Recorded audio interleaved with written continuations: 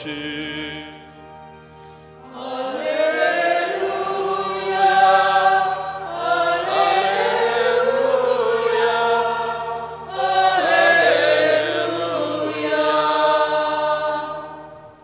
Tuhan bersama-Hamu. Dan bersama rohmu. Inilah Injil suci menurut Matius. Dimuliakanlah Tuhan. Sekali peristiwa Yesus mengajar orang banyak. Hal kerajaan surga itu seumpama harta yang terpendam di ladang, yang ditemukan orang, lalu dipendamnya lagi. Karena sukacitanya, pergilah ia menjual seluruh miliknya, lalu membeli ladang itu. Demikian pula hal kerajaan surga itu seumpama seorang pedagang yang mencari mutiara yang indah. Setelah ditemukannya mutiara yang sangat berharga, ia pun pergi menjual seluruh miliknya, lalu membeli mutiara itu. Demikian pula hal kerajaan surga itu seumpama jala besar yang ditebarkan di laut, lalu terkumpullah berbagai jenis ikan. Setelah penuh, jala itu diseret orang ke pantai, lalu mereka duduk dan memilih ikan-ikan itu. Yang baik dikumpulkannya ke dalam tempayan, yang buruk dibuang. Demikianlah juga pada akhir zaman, malaikat-malaikat akan datang memisahkan orang jahat dari orang benar. Yang jahat lalu dicampakkan ke dalam tungku berapi. Di sana akan terdapat ratapan dan gertak gigi. Mengertikah kamu semuanya itu? Jawab mereka, ya, kami mengerti. Lalu bersabdalah Yesus kepada mereka, karena itu setiap ahli Taurat yang menerima pelajaran tentang kerajaan surga itu, seumpama tuan rumah yang mengeluarkan harta yang baru dan yang lama dari perbendaharaannya. Demikianlah sabda Tuhan. Terpujilah Kristus.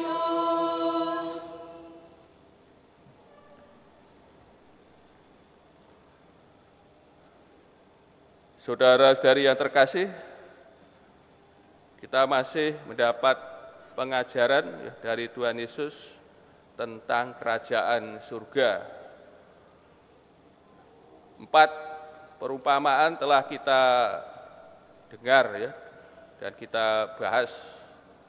Dalam minggu ini masih ada 3 perumpamaan lagi tentang harta terpendam, mutiara yang indah, dan jala yang besar yang ditebarkan di laut. Perumpamaan harta terpendam dan mutiara ini kan perumpamaan kembar. Kalau perhatikan kembar. Kalau manusia itu kembar apa itu? Kembar siam atau kembar apa lagi? Tapi intinya bukan kembar sialan. Ini kembar mau mengatakan hal yang sama, Namun ada perbedaannya soal cara memperoleh apa yang berharga ini. Perumpamaan harta terpendam. Tentu tidak asing berita ya, seorang menemukan harta yang terpendam. Karena dulu zaman perang ini kan orang menyimpan mungkin emas atau duit itu dalam guci atau bejana, lalu biasanya kan ditanam di tanah. Maka kalau sekarang ini orang menemukan harta terpendam di tanah ya tentu tidak mengherankan, karena pada zaman perang mau nyimpan di mana ini? Zaman perang, zaman tidak aman ya. Dulu bank sudah ada atau belum ini? Ada, tapi mungkin ya belum segencar sekarang ini ya. Maka menyimpan harta yang berharga ya tidak heran ada yang ditanam di tanah. Seorang upahan membajak tanah ya. Ini sangat beruntung. Ia menemukan tidak sengaja menemukan harta terpendam ini ya.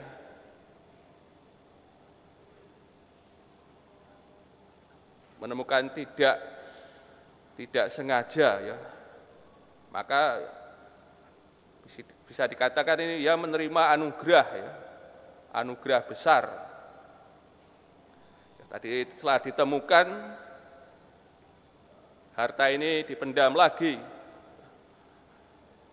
Ada sukacita yang menyertai atas penemuan ini.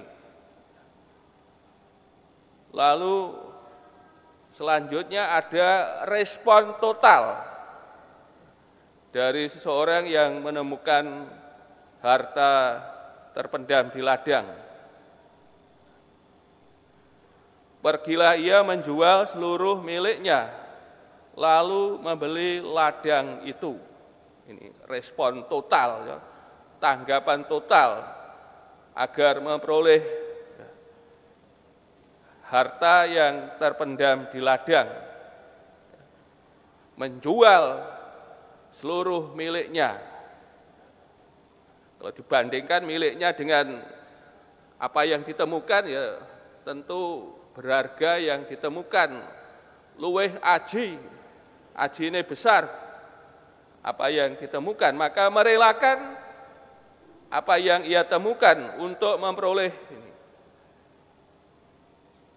yang berharga. Ini soal perumahan pertama ya. Yang kedua, seorang pedagang yang mencari mutiara yang indah. Orang ini pekerjaannya yang mencari barang-barang yang aji, yang indah, yang berharga. Setelah ditemukannya mutiara yang sangat berharga, ia pun menjual seluruh miliknya, lalu membeli mutiara itu. Sama dengan yang pertama tadi ya. Namun soal caranya, memang orang ini kan pekerjaannya mencari hal yang berharga, yang indah. Telah ditemukan, kita lihat respon total dari orang ini. Ia pun pergi menjual seluruh miliknya, lalu membeli mutiara itu. Karena menemukan sesuatu yang berharga, bernilai, maka ia menjual seluruh miliknya agar dapat memperoleh mutiara yang berharga ini. Saudara-saudari yang kasih, dari dua perumpamaan ini mau mengatakan soal nilai tinggi dari kerajaan Allah. Kemudian respon tanggapan dari yang memperolehnya, ada tanggapan total terhadap kerajaan surga ini. Yang ketiga tentang jala besar yang ditebarkan di laut. Ini jala besar. Jala besar kalau melihat kan ada pelampungnya ya. Dalam jala yang besar itu di samping pelampung kan ada timbal itu ya, pemberat. Adanya pelampung dan timbal pemberat ini kan tujuannya ya supaya jala tetap pada posisinya ya. Jala besar ditabur di laut dan tentu mengumpulkan berbagai jenis ikan, banyak ikan. Kemudian ini ditarik ya, kalau kita perhatikan kan ditarik ke darat pada kedua ujungnya. Ya, selama jala ini ditarik ke darat, ya masih dibiarkan ya, berbagai jenis ikan, baik yang baik dan yang tidak. Baru kemudian setelah sampai di darat, diadakan pemilahan antara ikan yang baik dan yang tidak, yang buruk. Ikan yang tidak bisa dimakan, bukan ikan busuk, namun jenis ikan yang najis. Ini kan ada dalam perhitungan orang Israel kan ada ikan yang najis, yang tidak bisa dimakan. Ini mau mengatakan perumpamaan jala besar ini ya, dalam kerajaan surga ya, sekarang ini masih tercampur. Di dalamnya masih terisi berbagai macam orang dan dibiarkan ya hidup bersama. Ini juga di sini mau menegaskan kembali soal perumpamaan lalang di antara gandum. Selama belum sampai saatnya ya dibiarkan ya berbagai macam orang yang ada di dalam kerajaan surga, baik yang orang yang baik maupun orang yang tidak.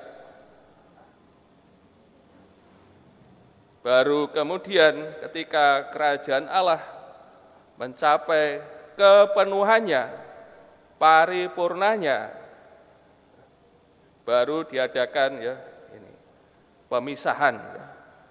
Ini soal pengadilan terakhir ya, bagaimana Allah ini melalui para malaikatnya memisahkan antara orang yang baik dan yang tidak. Yang baik tentu berada dalam kerajaan surga, yang tidak ya berada dalam hukuman abadi dalam ya, neraka. Saudara-saudari yang kasih, melalui sabda Tuhan ini yang mau ditekankan ya, soal nilai tinggi ya, kerajaan surga yang ibaratnya seperti harta terpendam dan mutiara berharga yang tidak ada bandingnya. Nilai tinggi ini pula yang menjelaskan mengapa orang menaruh kerajaan Allah di atas segalanya, lalu memberikan segala-galanya agar memperoleh anugerah itu. Ini yang mau ditegaskan dalam sabda Tuhan ini. Untuk itu bagian kasih ya, kita semua ini kan sudah berada ya dalam kerajaan Allah ya, kerajaan Tuhan kita Yesus Kristus sudah ada di dalamnya ya, sudah menjadi bagian di dalamnya. Ya, kita telah menerima iman, anugerah iman. Tidak tahu dulu bagaimana kita memperoleh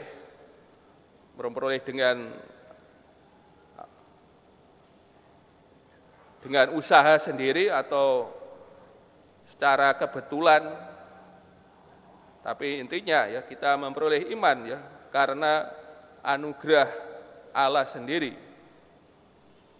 Kita telah menerima keselamatan, penebusan dari Tuhan kita Yesus Kristus. Intinya di dalam Tuhan Yesus kita tidak kekurangan rahmat, tidak kekurangan berkat. Ini kenyataan faktanya. Lalu tanggapan kita sekarang ini, tanggapan kita, sikap kita terhadap anugerah kerajaan ini bagaimana? Apakah kita sudah menempatkan ya Tuhan Yesus, iman, kerajaan Allah, keselamatan ini pada nilai tinggi, menempatkan di atas segalanya yang ada di dunia ini? Itu tergantung dari ya, para saudara sendiri, bagaimana melihat, menempatkan kenyataan yang luar biasa, yang istimewa, yang dianugerahkan kepada kita.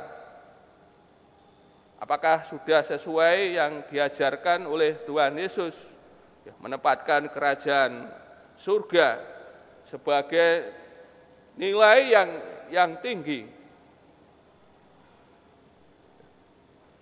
Lalu soal respon selanjutnya, ya, respon total. Kalau kita sudah menempatkan hal ini ya, sebagai hal yang adiluhung, yang istimewa, yang indah, yang besar, tentu tanggapan kita ya, respon kita akan ya, total ada dalam rahmat Tuhan, anugerah Allah, keselamatan ini. Respon kita total.